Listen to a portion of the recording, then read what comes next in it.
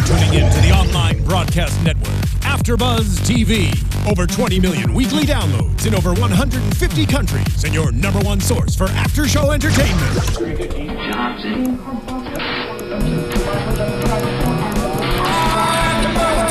AFTERBUZZ TV, the destination for TV superfans, producing aftershows for over 300 of your favorite TV shows, interviewing celebrities and showrunners, and bringing you behind-the-scenes exclusives. All thanks to E! Entertainment's Maria Menounos, producer Kevin Undergaro, and internet leader Akamai. Now, let the buzz begin! Oh, yeah.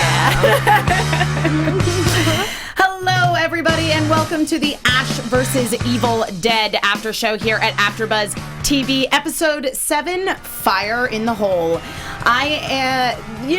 We've got a small crew here tonight. Yes. I was out last week, but I'm back this week, and everyone that was here last week is not here this week, but we do have Lacretia joining us tonight. So, guys, if you have not done so already, please be sure to go over to iTunes, hit subscribe, leave us a rating, leave us a review if you guys like. That lets our producers know that you like what we're doing here and lets us keep the lights on and keep bringing you more Ash vs. Evil Dead after show goodness. And of course, if you are over on iTunes, remember you can always watch on YouTube as well. And for everybody who is watching in the live chat on YouTube right now, we are monitoring that, as well as the hashtag on Twitter, ABTV Evil Dead. I'm Emma Fyffe. I will be stepping in for Megan Salinas, lead hosting this show tonight. You can follow me all over the internet, wherever Emma Fyffes are sold, at Emma Fyffe. And as I mentioned previously, I am joined by the lovely Lacretia Lyon this evening.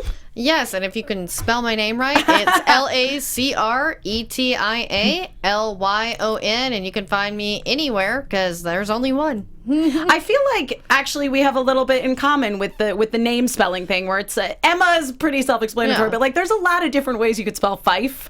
And I happen to be an FYFFE, so it's like 60% F's. It's a little extra F action than some other ways of spelling it. Much like Lyon could be with an I or with a Y. Anyway, getting into the episode, Lacretia, what were your thoughts, feelings, deeps, hopes, and dreams?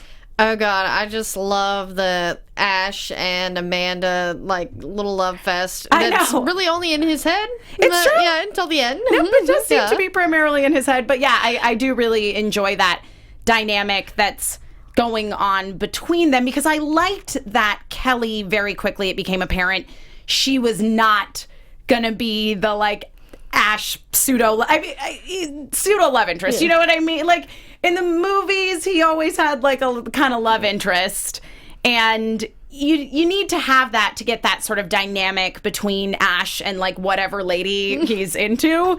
But I'm glad that it wasn't Kelly, but I'm really enjoying what's going on with Amanda, and that kind of blindsided me a little bit, actually. Yeah, I was shocked at it too, because I was glad that it wasn't Kelly, just because that just is gross. I mean, I love Bruce Campbell, but yeah, exactly. I mean, with the girl that young, it just looks weird. Yeah, and totally. To me, she's much better as a fighting partner, because Kelly's a badass. She totally is. Yeah, Kelly's totally Ash 2.0. I love it. Yeah, but Amanda just fits more in his line of damsel into distress that he loves. Yeah, it's totally true, because I mean, even though Amanda definitely is not a damsel in distress, I mean, she can totally handle herself, and and she definitely kicked some butt in that diner fight, and in this episode too, and got to sort of be the brains of the Ash and Amanda operation, which was going on underground while Kelly and Pablo were above ground. But yes, I mean, she certainly came into it in a distressed manner, where she was separate from the group for so long.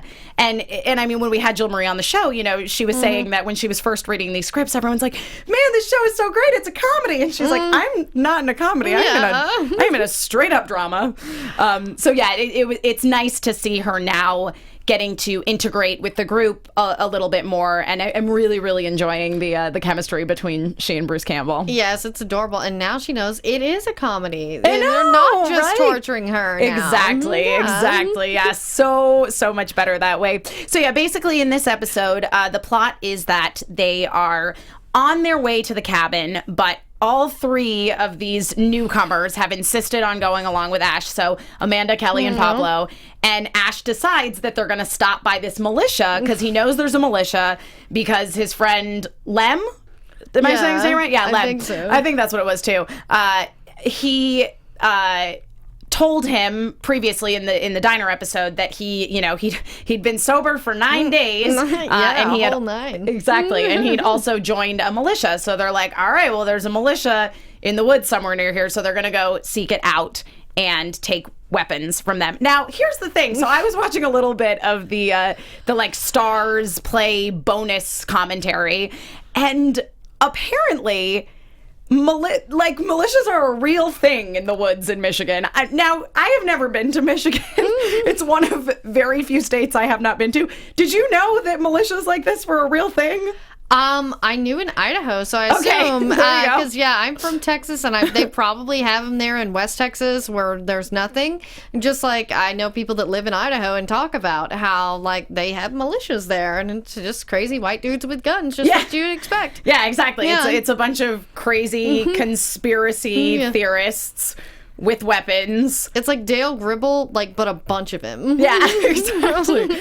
Exactly. So they're going to go to this militia and they're going to get weapons from them. I really liked the conversation that they had when they were first heading that way, and Kelly declared that she wanted a flamethrower because she felt like her parents had been murdered and she'd been possessed. So like in terms of a math equation, that added up to she deserved a flamethrower. Yes, because she was adamant that she wanted that. And I'm so glad that she gets it, because it's like, all right, I love it. And Pablo's little discussion about defining his weapon. Yeah. Let's talk about that a little, because I really enjoyed that conversation too, where exactly Kelly was so adamant. She's like, I want a flamethrower. And Pablo, he's like, well, what do you think I am? Like, I had a gun in the restaurant, but I don't know, it felt a little small. Am I an X-Man?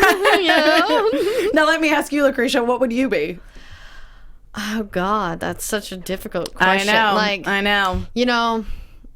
I do love, a crossbow, because I love my arrow, love my Daryl. Totally. I think I can pull off the crossbow. Absolutely. And that's like a great weapon, because it's not loud. That's a good one. I really like that one. I'm personally partial to a battle axe. Oh, yeah. Which is really funny for me to say, being all decked out in my elegant garb. I'm going to a party later, guys. I would love to say that I dressed up specifically for this after show, but I did not. It's Frank Sinatra's birthday celebration tonight at a bar in Hollywood that does it every year, and it's really fun. And he would have been 100, so it's a big year. Anyway, I'm very partial to battle axes myself, but I always said in the event of a zombie apocalypse, but I think in a Deadite Uprising, I'm sticking with battle axe. No. But in a zombie apocalypse, big maglite flashlight, because you can see, and it also can serve as a bludgeoning weapon. Yeah. I'm just saying. Very practical. Yeah, absolutely. So there were basically kind of two plots going on, which was apparently some logistically worked out. So basically, when they'd written this episode, they had initially planned to film more like underground in the sort of caverns with Amanda and Ash and Lem, but they found out that it was very difficult to film underneath there. Surprise, surprise. So that sort of led to them focusing a little more on the Kelly and Pablo storyline, and to the scene where Kelly, got the assault rifle or whatever that semi-automatic weapon was that she happened upon. So basically a good chunk of the episode was actually about Kelly and Pablo dealing with the majority of the militia above ground, while Amanda and Ash are locked underground. So let's talk about Kelly and Pablo's storyline, because it's a little meatier there. So basically they get to the militia, and surprise, surprise, in the last episode, it seemed like Ash's dear friend was gonna turn into a Deadite, and he sure did. I loved the description of how he showed up as a Deadite as well. And they're like, yeah, he came back and his eyes were all white and he was crazy and stuff. Yeah. And Kelly's reaction was amazing. Of course they were. Or of course he was. It was something along those lines. It was very funny. And so they all kind of scatter in that moment, and Pablo and Kelly make it out. and Ash and Amanda get locked underground. So Kelly and Pablo are above ground with the members of the militia. And they are, and they sort of lure them into where they want them. I thought that was a cool scene to see that kind of teamwork between Kelly and Pablo. Yeah, because it's really showing Pablo is actually way more useful than initially thought. I mean, in the first few episodes, you're thinking Pablo's just like some dumb sidekick that, like, what does he do? Yeah. But then once he makes the hand, and like this episode, they're like planning, and they actually successfully, complete this mission and take the weapons, and she gets her flamethrower. Yeah. And it was just really impressive to see like the evolution of Pablo. Yeah. No, it's very true, because I mean, he definitely starts out as he's a very strong, interesting character, and I mean, he contributes in his own way, but it's really nice to see him like come into his own and be like helpful in combat as a sort of an accessory to strategy. Yeah. I don't know if that's the exact right way to put it, but yeah, I really, really enjoy it. And I loved that he helped Kelly like lure the guy out. And I mean, ultimately there were two of them there, and so he ended up with a gun on his head too, and the two of them were, chained into the or handcuffed in one way or another to the pickup truck. But that scene in the pickup truck ended up being awesome. Because Kelly is sort of handcuffed to the back, and one of the guys shows up, the militia guy shows up, and of course we've established at the beginning of the episode that more and more of them are kind of showing up as Deadites, and so Kelly is chained to the back of this truck, and this Deadite is coming after her, and Pablo manages to drive the truck. Yeah, exactly. What did you think of that whole scene where Pablo's mad driving skills, if you will? Yes, I thought it was adorable, and it was at least realistic. It's like his hands are tied. What else can he do other than drive the truck? Yeah. I mean, so it really made a lot of sense, and it just showed like Pablo, can do things. Yeah. He can fight back, and he can save his lady, even though Kelly obviously doesn't usually need saving. Yeah, no, she doesn't. But, I think that Pablo very much wants to be her equal. Like, I don't think he has any fantasies of her being a damsel in distress and him coming to her rescue. If he ever did, I feel like those dreams are dead. Yeah, because the last episode where she's beating that Deadite with the meat tenderizer after she cut her face, it's like, I don't think he had those thoughts. Certainly not after that. Yeah, no, Kelly can definitely hold her own, and I loved Pablo's reaction at the end of that after they like squished the Deadite up against the tree, and he's like, huh. Maybe I'm a pickup truck kind of guy. Yeah. Now, when he went to get the gas mask off of the Deadite, did you anticipate that he was not actually all the way dead? Yes. Anytime you get anywhere near in any show where it's Deadite, zombies, something, anybody who's supposedly dead and you have to take something off them, they're not dead. Yeah, no. Yeah, that I feel like in every single episode of this show, I like jump, at least, like have a legit like startle jump scare, and even though I knew that this Deadite was not dead, I still totally jumped when it happened. And that was when Kelly got the assault rifle that she started to shoot at the Deadite, but also sort of at Pablo. Oh, there we go. I was like, the live chat was, I was like, there's a bunch of people watching, but I'm not really seeing the chat. There it is. Awesome. Wonderful. Yeah, great. Like Bill Paul. Yeah, Bill Polihan. Yeah, he compares definitely Kelly to Jessica Jones. Female characters taking care of themselves. I like that. So true. No, I actually was thinking, because I'm also on the Jessica Jones after show, as many of you watching know, because you also watch that show. I was noticing tonight when I was watching Ash vs. Evil Dead, I was like, man, it's a lot of like kick-ass ladies in leather jackets. Like they all, like Lucy Amanda Lawless, wears a leather jacket, and Ruby wears a leather jacket, and Kelly wears a leather jacket. big reveal with Ruby, by the way, not dead. Yeah, and literally a big reveal. We saw her boobs. I know. Yes. It was a reveal in more ways than one. But she like rose up at, first of all, there was the iconic moment of her hand sticking up through the ground. Very classic Evil Dead shot right there. And then, she rose out of the ashes. And I mean, she's all covered in ashes, which leads me to wonder, like, did she get... Because when in the last episode, at the very beginning, we saw the Deadite, like, or demon, whatever it was that was on fire, like, drag her into the flames with it. There weren't any remains of her. So it seemed to me in that moment, first of all, I never for a second thought she was going to be gone forever. Yeah, me neither. I was like, okay, this is weird. Yeah, but when they went into the flame, it seemed to me like they like disappeared, like they went into another dimension or something, because there's obviously like a demon dimension that they get summoned from. So I wonder if like she got dragged into there or what went on with her. Do you have any speculations on the matter? Yeah, I would have thought, because I mean, it's clearly a pit of fire, and the fire pit was from a brujo, and that so I mean, obviously there was some mystical element to totally. it. So that's why I think that maybe she went to the demon dimension. Yeah, I'm very curious to get a little bit more on that story, because she's a very mysterious character, and at this point we're led to believe that she is Annie's sister from Evil Dead 2. But can we 100% trust what she says?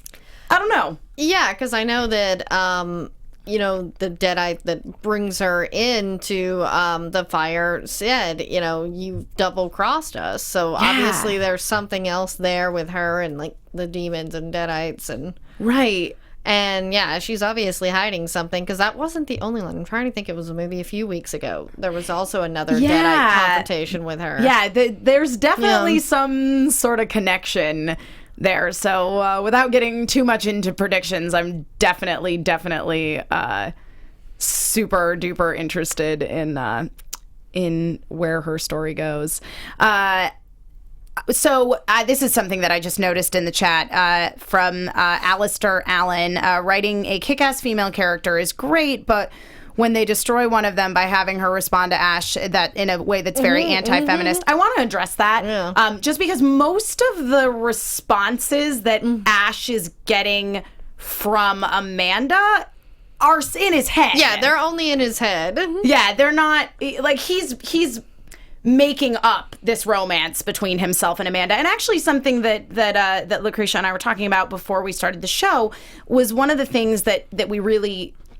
It's really interesting, I think, about Ash as a character, is that he is this totally... I don't even want to use the word misogynistic, because I don't think he hates women, but he's certainly chauvinistic. I feel like chauvinistic more implies like he thinks he's God's gift to women, more than he doesn't respect women. It's certainly he's learning respect for women through Kelly and now Amanda as well.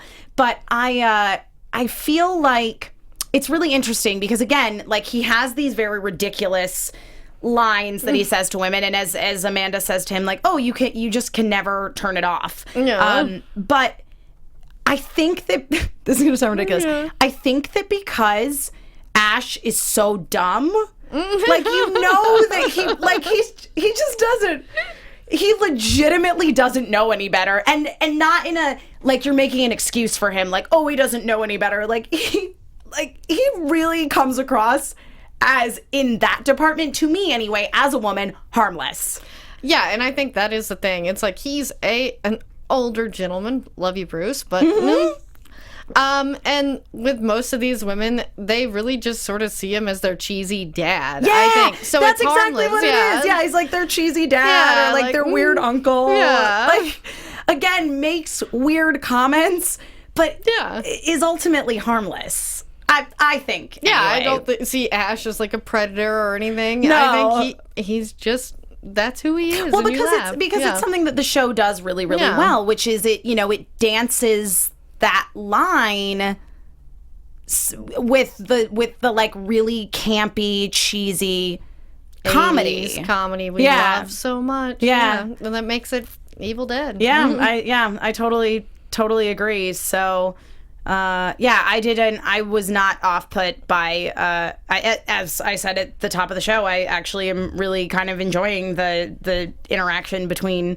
Amanda and Ash, be her responses real or imagined by him. In this episode, I think it was ambiguous. In the last episode, it was very clear that certainly her very overtly sexual responses were, in fact, in his head. But yeah, I mean, they had a good team up in this episode when they were in that underground cavern fighting against his old comrade.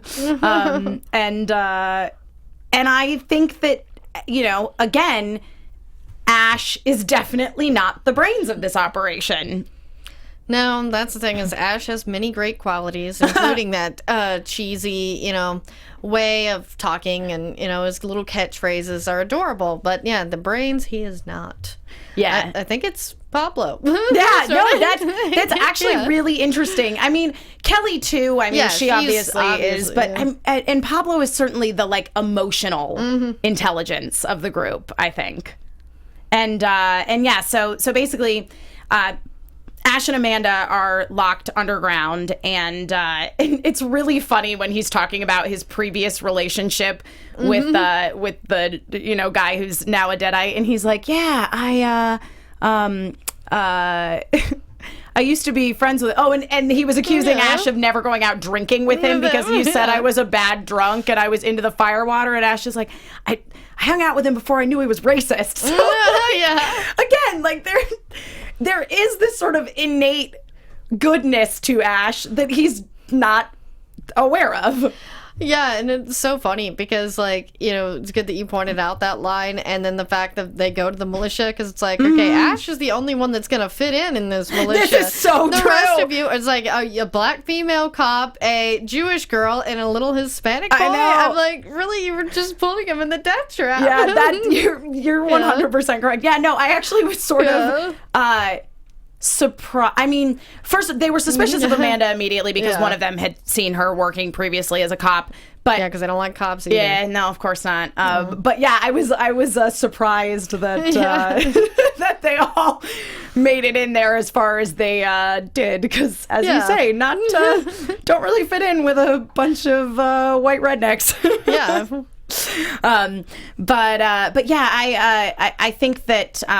In the scenes where they're underground, you see sort of the parallel. They talk about the fire water, and then he tries to literally set them on fire with the kerosene, and they run away, and then Amanda's the one who comes up with the plan to kind of draw him back to attack them again so that they can ultimately destroy him. It's really interesting because you're dealing with 4 very strong-willed, strong-minded, resourceful characters. So while Pablo and Kelly are trying to rescue Amanda and Ash, Amanda and Ash are also trying to get out to rescue Pablo and Kelly.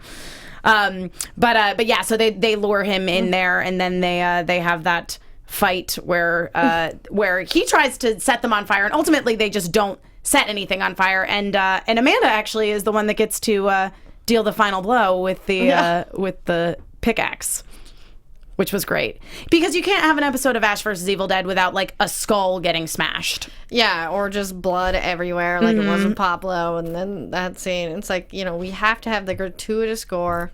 Yeah. Well, and that actually was one of the things that they were talking about in this little commentary that I was watching afterwards, was that, once they'd sort of developed that they were going to do this scene, more scenes with Kelly and Pablo and the other members of the militia above ground, was that's when that scene where Kelly, discovers her gun and shoots up the Deadite comes from. So so that was kind of another moment for them to add that gratuitous violence, which is super weird, but it's like part of the comedy. Yeah, it's classic Evil Dead. Yeah. I mean, we want gratuitous violence. I mean, ridiculous. I mean... Yeah. Yeah. Dave G says not all militias are racist. I don't doubt that. Yeah. As I say, I didn't really know they were a real thing until today. I'm from Connecticut originally, you guys. It's a small state, mostly made up of small suburban towns. So, yeah. What did you have any favorite moments in the episode? Favorite lines that you want on a t-shirt? I know, like Ash has so many, but I'm trying to think. I actually really liked Kelly in this episode over the flamethrower, and I was so glad she got it at the end. Yeah, it was just like at the very end, having a good time with her flamethrower. Yeah, she's really enjoying this, and that's why Pablo even pointed it out. He's like, you want there to be more because you're enjoying. Yeah, yes, he did. Yeah, he did. He did say that to her. Well, in the last episode in particular, you know, he pointed it out, and I think that there is a little part of Kelly that, as there is a little part of Ash, on some level that enjoys this. That's very much why she is the spiritual successor to Ash. Alistair Allen says, nice try, Hillary, was the best line of the night. That was pretty funny. Yeah, that one was good. It was pretty good. I also really enjoyed when Kelly got the assault rifle and was shooting, and Pablo was like, don't shoot me! And she was like, this gun is, I'm not, wait, I'm trying to remember the way she phrased it. Oh my God, it was so funny. Oh, it was, I'm not dangerous. It's the gun. The gun is dangerous. It's not me. It's the gun. And someone said that, ow, my brain, you weren't using it anyway. That's very good. Yeah, that's a good one too.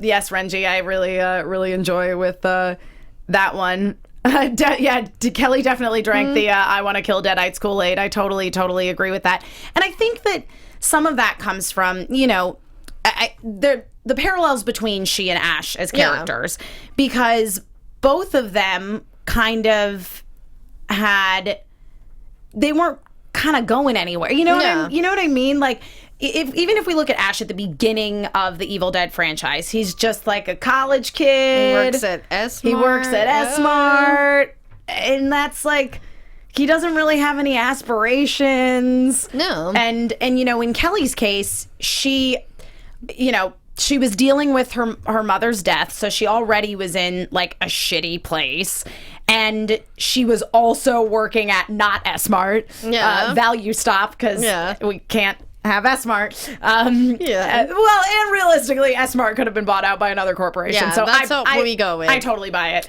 But yeah, yeah, it was. But you definitely see that, like, you have these two characters who are sort of at a stalemate in their lives. And so being involved in this struggle with the Deadites definitely, like, gives them purpose. Gives them some purpose. Yeah, absolutely. Absolutely. And I really see that, and I think that's why it's good that they, have done the romance with, like, Amanda, because, with Ash and Kelly, they are, like, the same. Yeah. It's almost just giving Ash an equal and not, like, a romantic partner. Yeah, absolutely. I mean, they, except for the one moment at, like, the end of episode 1 where, he, like, took her belt to help him in the fight when the Deadites first showed up, but... Yeah, I mean, it's really interesting to see the sort of dynamic between all of the characters. And I really liked, because, Pablo had come into the episode going, I had a gun, and the gun felt kind of small. Mm-hmm. But at the end, he's like, kind of embraced the gun, which I really liked.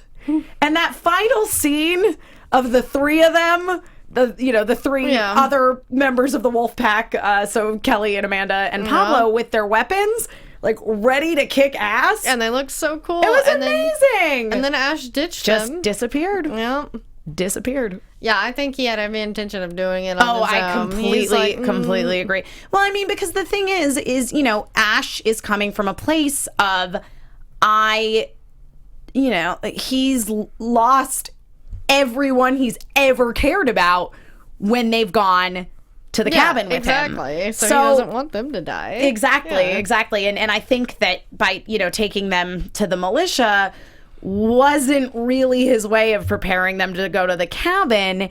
It was more his way of appeasing. Exactly. It was a diversion until he could straight up ditch them, you know? So, yeah, Kelly and Ash, it's kind of like Mal and Zoe from Firefly. That's a really good point, Billy. I'm a big Firefly fan. Yeah, totally. That's why I do the Castle show. Yeah, excellent. Good old Nathan Fillion. Yeah. See, Nathan is like a younger Bruce Campbell. Kind of, yeah. They're very similar. Yeah, both, you know, sort of tongue-in-cheek sense of humor, don't take themselves too seriously. Yeah, very cheesy, slapstick. I love it. Mm. Yeah, no, it's definitely a good thing, and it's been interesting to see how all of these characters in this show have kind of affected Ash, and I think that because he has formed these bonds with Pablo and Kelly in particular, and now starting to like become kind of pals with Amanda and seems to like have a little crush on her in his head as much as Ash can. Yeah. I think that they are that's part of the reason he left them behind. I know, he wants to protect them because he cares. Yeah, Ash does have a heart. He does. He does. So somewhere deep down inside. Yeah, exactly, Renji. Ash dished them to save them. Yep. Ash has feelings for the group. Everyone in the chat is in total agreement. But yeah, and then the last shot of the episode, we just see the hand scurrying across the ground at the cabin towards the cabin. Yeah. I love that. That was just so perfect, cheesy, like, oh my gosh, ending. It was amazing. The Manic asks, do you think that's the exact same cabin from the original movies? I don't, only because the cabin in the original movie, they actually did film in the woods in Michigan, and this show films in New Zealand. But I'm sure that it is an exact replica. Exterior, and the interior is probably in a soundstage. Let's see. I wonder if the writers felt, this Alistair Allen says, I wonder if the writers felt they needed extra motivation for Ash leaving the rest of the group by adding the romance bit. Doesn't feel it was necessary. He already cared enough about the others.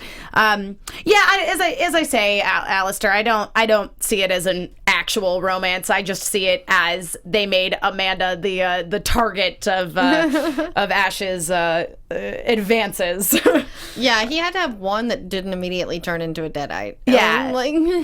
Yeah, and Cameron Holland says, I do like that Ash is, that if Ash is winning Amanda over, it seems to be with his actions, not his cheesy lines. I totally agree. Because I think that, part of the reason at the end of the episode, they had that moment where it's like, did they really almost kiss, or was that in Ash's mind? It was ambiguous.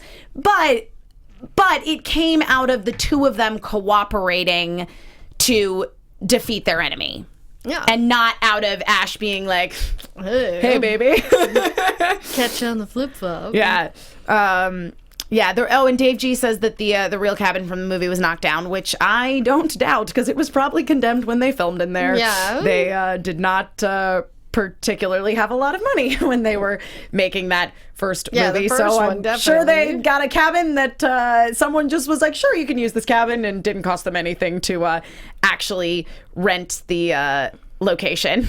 And yes, Alistair Allen, I think you should go with the dream theory if it makes it more bearable for you, because this is an awesome show and Amanda's an awesome character, and I understand where you're coming from with feeling like she was undermined in this episode, but I think that's a completely valid point, but I just think that it's about keeping that Evil Dead alive, that Evil Dead spirit alive, and they haven't crossed a line yet, as far as I'm concerned, and I don't think they will, because I think that the show is in extremely, extremely good hands.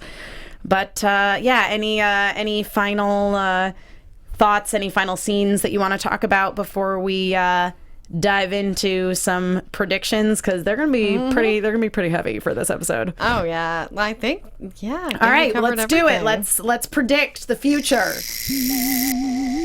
And now your AfterBuzz TV predictions. Okay. So, in the next episode, they're going to the cabin. Yeah. Which I have been waiting for. I said it in episode 1. I was like, all I want is for them to go to the cabin. And I am so excited. And I will tell you why. Because the story of what went down at the cabin has been retold so many times. So I basically cannot wait to see how they retell it. Yeah, because what will be like the 4th time? Because you got 1, 2, and then the remake, and now this will be the 4th story at the same cabin. Yep, exactly. What's gonna happen? Exactly. Well, and I don't know, Lacretia, if you're familiar with Evil Dead the musical. Oh yes. Which to me is kind of the best version of the cabin story. So if you guys aren't familiar with the Evil Dead musical, and I think that based on some of the footage that we saw in the very first episode of Ash vs. Evil Dead, where he was sort of recapping what had gone on in his life previously, it sort of suggested that this might be the case. So because we saw in Ash's little flashback, we saw Scotty and we saw Cheryl and we saw Linda. So I'm kind of hoping that they'll sort of retell it again. In a way that was like Ash versus Evil Dead, where they kind of combine or in Evil Dead the musical rather, where they combine the first Evil Dead movie and the second Evil Dead into one musical spectacular. It's great, you know? Yeah, I mean, how else could you do it? And I think that there better be some singing and dancing in that cabin. Oh, yeah, totally. I mean, I feel like singing and dancing is not necessarily out of place in a Sam Raimi show, because they certainly had musical episodes of Xena and Hercules, and they were amazing. I would love a musical episode of Ash vs. Evil Dead. But yeah, I mean, and so that, I really like the way that they told the story of what happened in the cabin in Evil Dead the musical. And one of the things that Evil Dead the musical does, in quite honestly, in tone, the show is kind of like Evil Dead the musical, because Evil Dead the musical embraced the really campy cheesiness of Army of Darkness, because it was already out at that point. And in fact, in the original ending of the musical, the finale was an homage to Army of Darkness, where he traveled back in time. But then once it went off Broadway, they're like, somebody else owns the rights to Army of Darkness, so we can't do that anymore. We got to do a different ending. But yeah, so that, you know, it took what was really good about the first Evil Dead film, and they treated it in a sincerely campy, comedic way, because the first movie is unintentionally funny. And then that's why the second one was basically like, we're gonna take the first movie and just camp it up. Like imagine if we compared Batman the TV show, the original, and put it in the Evil Dead. What would it look like too? Yeah, totally. But yeah, like, and I think, like, you know, remember in Spider-Man 3, it was Sam Raimi's version, when Peter Parker gets the symbiote and he just like dances and just something ridiculous like that. If they don't want any singing, we could do that. Like, I can handle that. Yeah, like the hand, or I mean, I know. I was gonna say something. I was gonna say we're overdue for like a nice slapstick kind of battle. We haven't really had anything since the scene with the dolls in the warehouse. Yeah, so I think that would be a lot of fun to see. I would love to see the evil Kandarian demon moose that they have in the Evil Dead musical, which is really great. Let's see. There's in the chat, a lot of people think Amanda will die. Yeah, I would think out of all the characters to kill, I think she is. Her, I do think that she is the most likely to die. I don't know how we're all gonna survive the cabin. You know, it would be very you can't go to the cabin without someone dying. I know. I don't want her to, though. I don't want anybody to die. Yeah.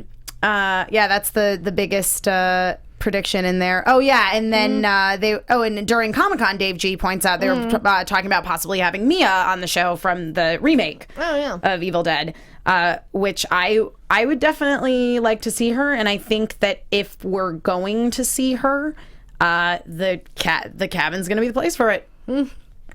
Well, I would love for Cassie to Paiva, since I do the soap shows nice. as well. I want to see Cassie to Paiva Paka. I know her character died in Evil Dead too. But, she would love to do it again, I bet. Yeah. No, totally. Yeah. Just throw in like the old actors from the original, and if they're still acting to this day, just throw them in a different role as a little throwback. Yeah, totally. Yeah. And again, it'll be interesting to see Ruby turn up at the cabin as well, and see sort of more what her whole connection to this to possibly Annie. I don't know. Yeah. She's lying. Yeah, totally. Yep. Any final thoughts before we start to wrap things up here?